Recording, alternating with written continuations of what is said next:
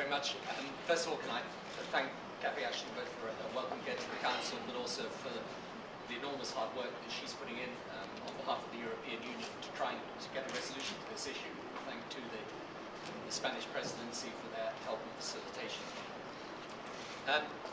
The closure policy in respect of Gaza is something that I've been working on for the last 2 years. In the last 10 days, however, I've had 3 separate meetings with the Israeli Prime Minister and his colleagues.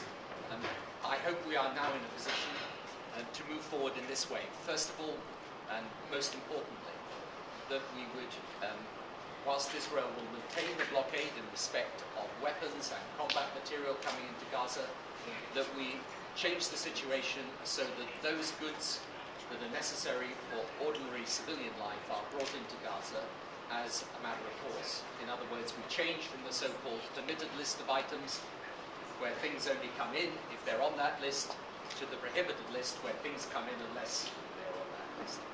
So this is a significant change. I hope very much that what it will allow us to do is to operate in accordance with the distinction between weapons keeping out and foodstuffs and materials necessary for ordinary life coming in.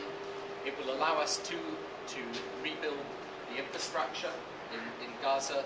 There are a series of United Nations projects that I hope can now go forward in respect of power and water and sanitation and housing. And also we are able to allow legitimate business to do legitimate business in Gaza, rather than having the tunnel economy, which we've had over this past period of time. So there's still significant issues to be resolved. Of course, that is the case.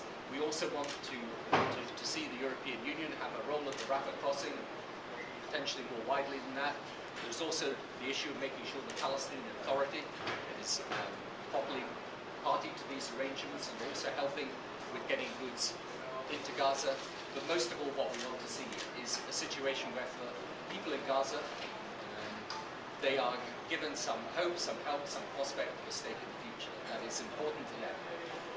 It would be an even greater boost forward for this process if Gilad Shalit, who remains in captivity, were released. He should be released, and he should be released unconditionally. That would also help. So I believe and hope we can, over this next period of days, reach a situation where we get a policy in respect of Gaza that is right for Israel's security, that is humane towards people in Gaza, and gives people in Gaza the chance eventually to join the peace process towards a two-state solution. That's what we're